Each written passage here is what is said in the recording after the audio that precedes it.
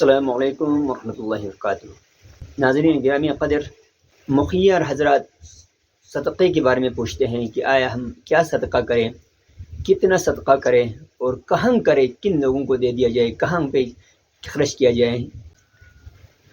اللہ تبارک و تعالی سورۃ البقرہ آیت نمبر 215 میں ارشاد فرماتا ہے، بسم اللہ الرحمن الرحیم، یسألونک ماذا ينفقون قل ما انفقتم من خیر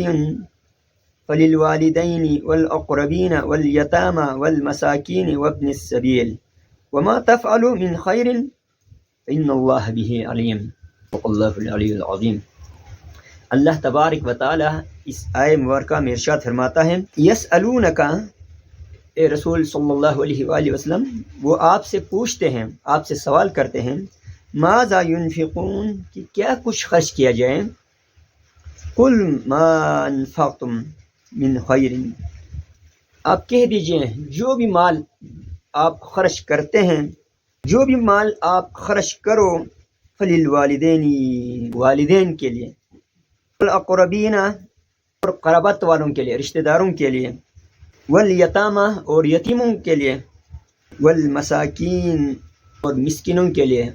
وابن السبیل، اور مسافروں کے لیے، وما تفعلوا من خیر، جو بھی تم نیکی کرو گے، فإن اللہ به علیم، بس بے شک اللہ تبارک و تعالی اس کا پورا جاننے والا ہے۔ اس آیہ مبارکہ میں صدقہ نافلہ کے بارے میں تفصیل سے فرمایا کہ ہمیں صدقہ نافلہ کہاں پہ خرچنا چاہیے، کن لوگوں کو دینا چاہیے۔ آیت نمبر 219 میں ارشاد فرمایا، وَيَسْأَلُونَكَ مَاذَا يُنْفِقُونَ، وہ آپ سے سوال کرتے ہیں کہ کیسے خرچ کریں، کتنا خرچ کریں۔ قُلْ لِلْعَفْوِ، جتنا بھی تمہارے پاس ضرورت سے زائد ہے اس میں سے خرچ کریں۔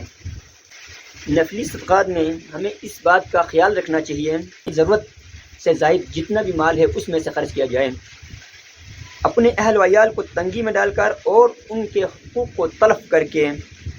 خرچ کرنا ثواب نہیں۔ اسی طرح جس کے ذمہ کوئی قرض ہو وہ قرض ادا نہ کریں اور نفلی صدقات و خیرات میں خرچ کریں، یہ اللہ تعالیٰ کے نزدیک پسندیدہ نہیں ہے۔ یہاں جتنے بھی مصارف بیان کیے گئے ہیں، والدین، اقربا، یتامہ، مساکین، ابن سبیل، تمام کے تمام انسان ہیں، ہیومن بینگ ہے۔ اگر ہم غور سے دیکھیں تو آج کل ہم جتنے صدقہ خیرات کرتے ہیں وہ ہم پراپرٹی میں کرتے ہیں۔ پاکستان میں لاکھوں مساجد ہیں، تقریباً لاکھوں میں مدارس ہیں۔ یہاں سب سے زیادہ چندہ خیرات صدقات اکٹھا کیے جاتے ہیں مدارس کے لیے اور مساجد کے لیے۔ مدارس سے جڑے ہوئے اساتذہ کرام، مساجد سے جڑے ہوئے علماء کرام، خطبہ حضرات کہ ان زندگی دیکھیں تو معاشی طور پر تنگ دستی کا شکار ہے۔ خیرات صدقات اکٹھا کیے جاتے ہیں مدارس کے نام پہ اور مساجد کے نام پہ، اور جو لوگ ان کو چلاتے ہیں ان کی زندگیاں اجیرن ہیں، ان کی زندگیاں ناگفتہ ہیں۔ پاکستان میں تقریباً لاکھوں مساجد میں لاکھوں علماء کرام، لاکھوں مدارس میں لاکھوں مدرسین، معلمین قسم پرسی کی زندگی گزار رہے ہیں، اور چندے اکٹھے کر کے، پیسے جمع کر کے ہم مساجد کی تعداد بڑھانے، مساجدوں کو بڑا کرنے، ان کو زینت دینے، ان کی سجاوٹ پر خرچ کر رہے ہیں۔ لاکھوں طلبہ جو مدارس سے جڑے ہوئے ہیں ان کو ٹائم کا کھانا مناسب نہیں ملتا، وہ ڈنگ کے کپڑے نہیں پہنتے ہیں، ڈپریس لائف گزارتے ہیں۔ لیکن مدارس کے نام پر، مساجد کے نام پر جو چندے اکٹھے کیے جاتے ہیں اس سے مزید پراپرٹی بنائی جاتی ہے، فرقوں کی پراپرٹی بنائی جاتی ہے۔ اگر یہاں پہ ایک فرقے کی مسجد ہے، مدرسہ ہے، تو دوسرے فرقے والے اپنے مسجد بنانے کے لیے، اپنا مدرسہ بنانے کے لیے چندے اکٹھے کرتے ہیں، اور وہاں پہ فرقے کے مسجد کے ساتھ، مدرسے کے ساتھ دوسرے فرقے کی مسجد یا دوسرے فرقے کا مدرسہ ہونا لازمی قرار دیتے ہیں، اور وہ اس پر لاکھوں روپیہ خرچتے ہیں، جبکہ اسی ایریا میں ہی ہزاروں لوگ قسم پرسی کی زندگی گزار رہے ہیں، فاقے کاٹ رہے ہیں، لیکن ہمیں ان پر توجہ دینے کی فرصت نہیں ہے، کیونکہ ہم نے یہاں پہ اپنی فرقے کی پراپرٹی بنانا ہے۔ ان کی مسجد بڑی ہے تو ہمیں محسوس ہوتی ہے کہ ہماری بھی مسجد بڑی ہونی چاہیے۔ اگر ان کا مدرسہ بڑا ہے، عالی شان ہے، تو بھلے اس میں پڑھنے والوں کی تعداد جتنی بھی ہو، ان ایجوکیشن کی کوالٹی جو بھی ہو، ان نشر و اشاعت کا جو نظام وہ جو بھی ہو، لیکن یہاں پہ جو ہے ہم اپنی فرقے کے جو ہے ایک مسجد کھڑا کرنا ہے، اس کو بلڈنگ بنانا ہے، وہاں پراپرٹی بنانا ہے۔ ناظرین گرامی قدر، فزیکل اسٹرکچر پر جہاں صرف کر رہے ہیں، وہاں پہ ہیومن بینگ کو ہم اگنور کر رہے ہیں۔ یہاں انسان تذلیل ہوتا جا رہا ہے، مدارس سے جڑے، مساجد سے جڑے لوگ ڈپریشن کا شکار ہیں۔ اس مادیت پرستی کے دور میں یہ معجزے سے کم نہیں ہے کہ لاکھوں مدارس کے مدرسین، لاکھوں مساجد کے ائمہ کرام چند ہزار روپے کچھ پیسوں میں برائے نام وظیفے پر زندگی گزار رہے ہیں۔ ہمیں چاہیے کہ ہم اپنی صدقات خیرات کو سوچ سمجھ کر براہ راست جو بھی ہمیں مستحق نظر آئے ان کے اوپر خرچ کرنے کو ترجیح دیں۔ ہمیں چاہیے کہ ہم براہ راست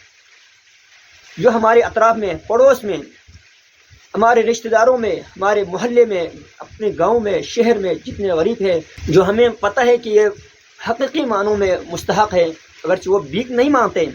وہ سفید پوش زندگی گزار رہے ہیں، تو سفید پوش ان حقداروں کو ہمیں چاہیے صدقہ خیرات دے دے، ان صدقوں تک صدقہ خیرات ان سفید پوش لوگوں تک پہنچائیں۔ خصوصاً مدارس سے جڑے ہوئے، مساجد سے جڑے ہوئے ائمہ کرام اور مدرسین، ان کو سپورٹ کرنا چاہیے براہ راست۔ مسجد اور مدرسے کے نام پر چندہ دینے کے بجائے یہ مناسب ہی نہیں ہے کہ ہم مساجد اور مدارس کے نام پر چندہ ہزاروں میں دیتے، لاکھوں میں دیتے، اور مساجد سے مدارس سے جڑے ہوئے لوگ جو ان کی خدمات پر مامور ہیں وہ قسم پرسی کی زندگی گزاریں۔ لہٰذا ہماری گزارش ہے اپنی صدقات خیرات کو براہ راست مستحقین تک پہنچائیں، براہ راست انسانوں کے اوپر صرف کریں، براہ راست ان حقداروں تک پہنچائیں جو ہمارے اطراف میں ہیں، ہمارے پڑوس میں ہیں، ہمارے رشتہ داروں میں ہیں، نہ کہ چکنی چپنی باتیں کرنے والے، ان چندہ لینے والے،